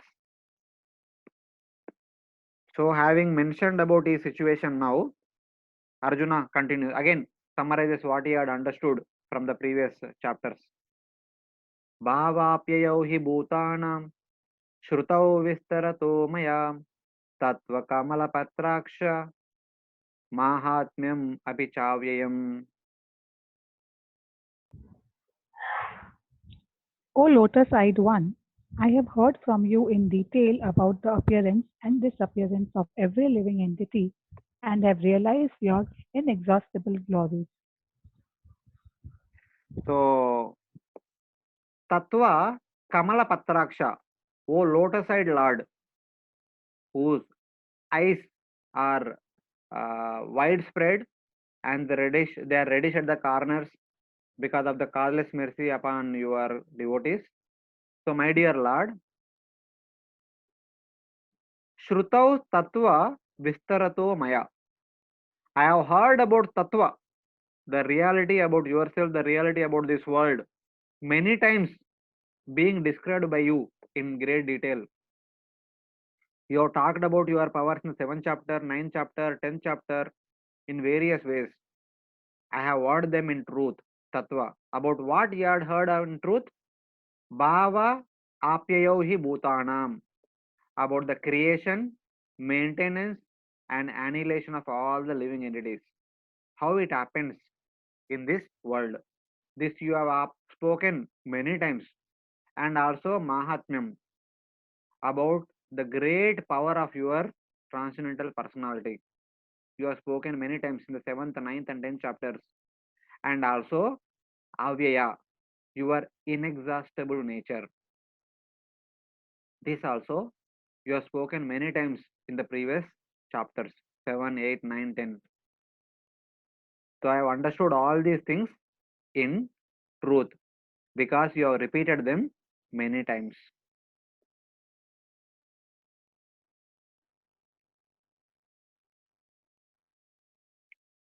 So now again he continues to summarize what he had heard. Evam etad yatatvatvam atmanam parameshvara drashtum ichchami te rupam aishwaram purushottama.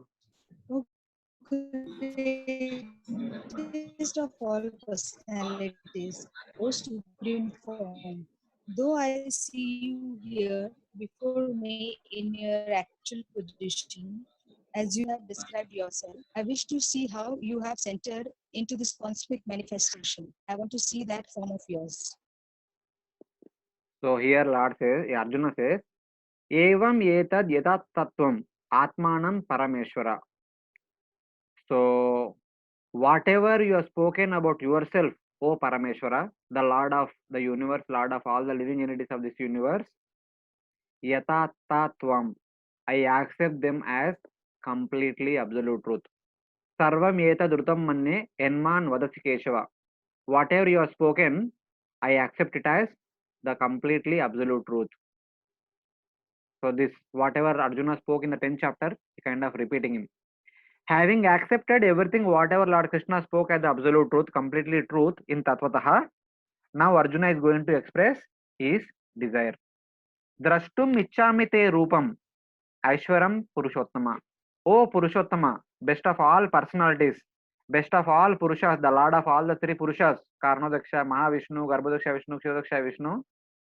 Now I want to see that form with which you enter into this universe and maintain this universe. Atava bahunaitena kinyatena tavarjuna vishtabhyaham idam krishnam ekamshena sito jagat. That one Vamsha, that is Garbhodaksha Vishnu, by which you manifest the universal form and maintain the entire universe, take care of the entire universe. I want to see that form. So just to establish Lord Krishna's supremacy, the transcendental position in the entire universe, in order to establish in the future that if anybody says that I am the Supreme Lord, I am Bhagavan, they should be able to display the universal form. In order to establish that, Lord Krishna not only speaks, but he also proves whatever he speaks. Arjuna is asking this question. This Arjuna expressing this desire that he want to see that form of yours with which you enter into this universe as all pervasive personality and maintain the universe. This is the desire of Arjuna.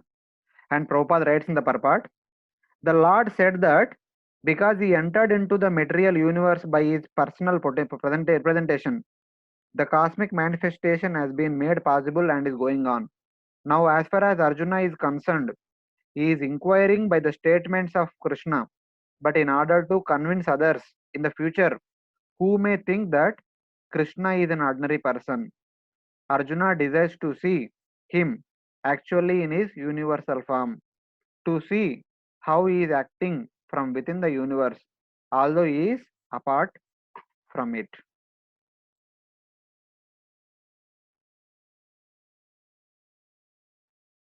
So at the end of the purport, Krishna also understands that Arjuna wants to see the universal form to set a criterion.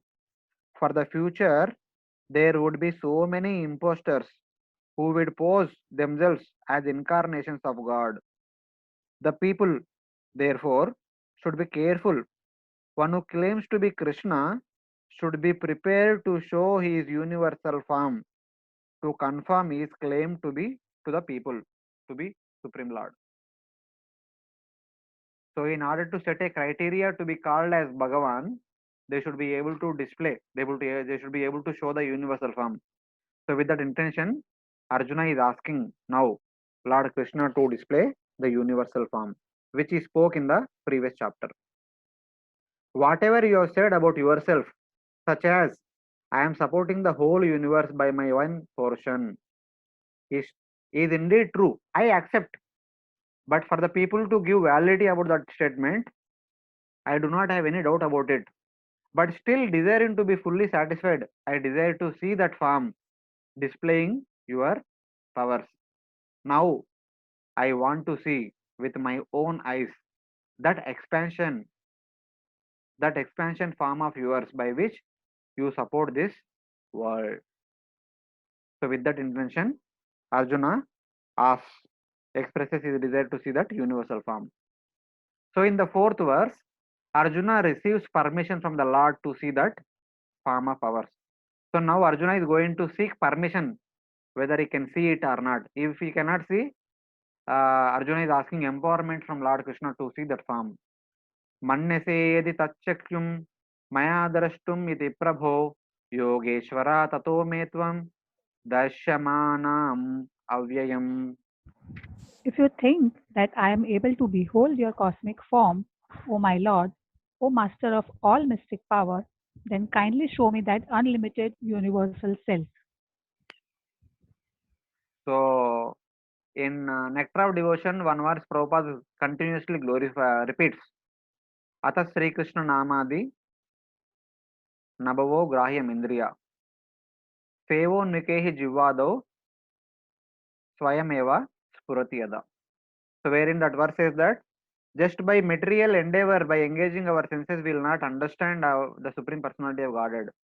But when we engage all our senses in service of Supreme Lord, starting with our tongue, the Lord will reveal himself within our heart. So, in the same way, Mannese yadi tatchakyam maya drashtumiti Prabhu. My dear Lord, if you consider that I am qualified to behold your universal form, then kindly show me your universal form. But if you think that I am not qualified to see that universal form, Yogeshwara tato metvam darshyatmanam avyayam. If I am not qualified, but because you are Yogeshwara, you are the Lord of all the mystic powers, you can award me the qualification to see that universal form. So in both the ways, if I am qualified, please show. If I am not qualified, please give me qualification and then show the universal form. Because I am desiring to see that inexhaustible universal form. If you think, if you know, if you desire that I am qualified to see that form, O Master of all, kindly show that indestructible form to me. O Lord of qualification, O Lord of mystic potency, if I am not qualified to see you, your Shakti will make me qualified. Though Arjuna is unqualified, the Lord with his powers of qualification can make him qualified to see that form. So, with that intention, Lord Arjuna asking Lord Krishna to show his universal form. So, this is the desire expressed by Arjuna, and then from fifth verse onwards, Lord Krishna will begin to show the universal form by giving empowerment to Arjuna. That we will discuss in the next class. So, thank you very much. We'll stop today. Any queries? Otherwise, we'll stop now.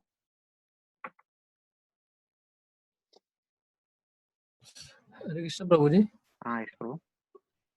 Can you just explain the background which you explain background for this chapter? You explained. I got missed that portion.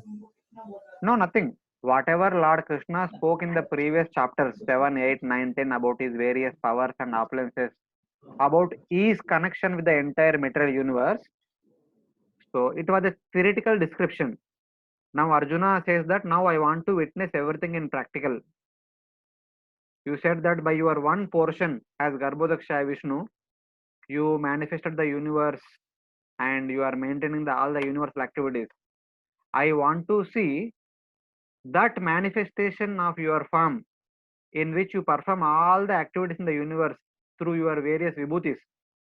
As Brahma you create, as Shiva you destroy, as Indra you maintain. So I want to see all these things. So just to establish a criteria for the people in future, somebody may say that I am Bhagavan, I am this, I am that. If somebody has to qualify, as to say Bhagavan, they should qualify themselves by showing the universal form. So with that intention, Arjuna asks this. Prabhuji. Yes, Prabhu. Prabhuji, is this the same thing that Markandeya Rishi asked to Krishna? He want to see the form? No. Markandeya Rishi asked that I want to see how the annihilation takes place. He just see the annihilation. He does not see the universal form. How the annihilation takes place, how the Lord's Maya acts in the matter of destruction. He only sees the annihilation, not the entire universal creation, etc. Basically, this form is about the maintenance aspect. How Lord maintains the entire universe by expanding himself into different devatas. All devatas put together are shown in one form, that is this universal form.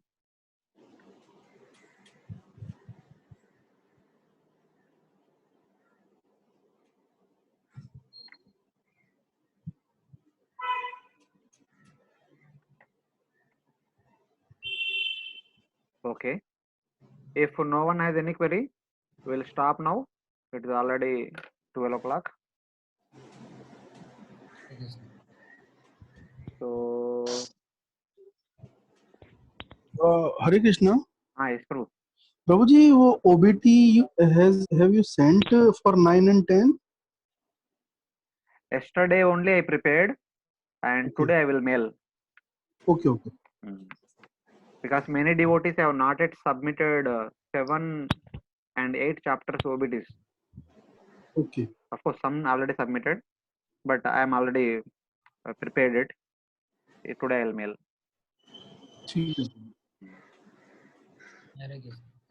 Hare Krishna, Prabhuji. Hare Krishna. Thank you very much. Hare Krishna, Prabhu. Thank you. Hare Krishna. Yesterday there was. Thank you, Prabhuji. Hello. Hare Yes, Krishna, Mata. Prabhu. Yesterday there was no mail sent, na? Or any mail sent? No. Yesterday actually I had something else. I could not mail, but in the evening I uploaded the recording. So. Okay, Prabhuji. Because I didn't get any mail, so I just thought to ask. No. Today only I'll send. The yesterday's class was uploaded in the evening, and today's class also I'll upload sometime later. No problem. Thank you very much. Hare Krishna. Thank you, Prabhuji. Hare Krishna. Thank you very much. Thank you, Prabhuji. Hare Krishna. Hare Krishna. Thank you very much. Hare Krishna. Thank you.